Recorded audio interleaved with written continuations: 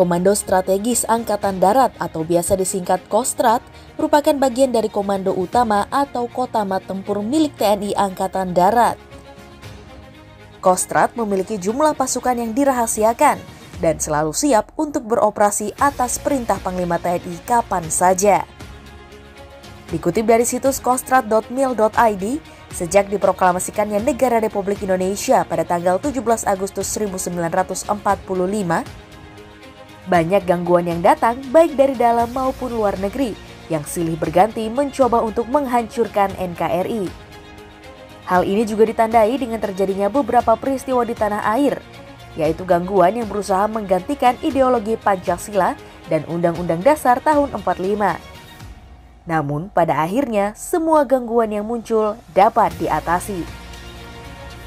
Peristiwa tersebut antara lain pengkhianatan PKI Musso di Madiun 1948, pemberontakan DITII Kartosuwiryo di Jawa Barat 1948,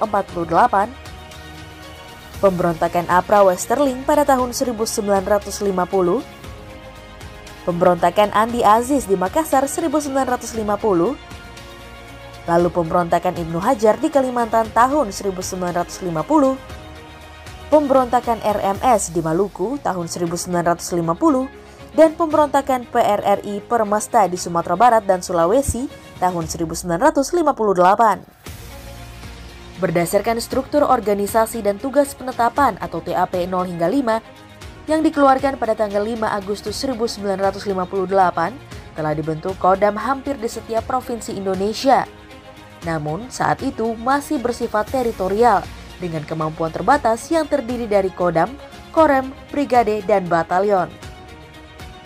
Menjelang akhir tahun 1960, pimpinan Angkatan Darat menganggap perlu untuk membentuk satuan militer yang bersifat mobil berkemampuan linut, yang siap tempur untuk menjalankan tugas di seluruh tanah air.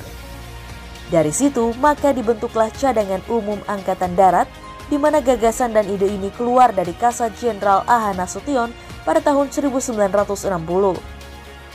Buah dari gagasan ini, pada tanggal 6 Maret 1961 diresmikan Cadangan Umum Angkatan Darat atau CADU-AD, di mana Maijen TNI Soeharto ditunjuk menjadi Panglima Koras 1 CADU-AD, sedangkan kepala stafnya dijabat oleh Brigjen TNI Ahmad Wiranata Kusuma. Untuk pengisian personel Koras 1 CADU-AD diambil dari Kodam-Kodam. Setelah Irian Barat berhasil masuk wilayah NKRI, maka operasi kemudian dilanjutkan dengan Operasi Wisnu Murti, yaitu operasi lanjutan sebagai langkah konsolidasi yang bersifat binter dan operasi linut yang bersifat tempur. Berdasarkan pengalaman dari Komando Mandala ini, maka Maijen TNI Soeharto membuat telaahan staf yang intinya perlu pembentukan pasukan cadangan strategis. Gagasan ini pun disetujui dan berdasarkan Skep Kasat nomor KPTS 178-2-1963 tanggal 19 Februari 1963 diputuskan bahwa Koras 1 CADU-AD resmi menjadi Kostrad. Saya Brenda Iskarina, Selvi Anggriani, dan Fiska Dwi Astuti melaporkan. Holopis Channel bersama untuk Indonesia.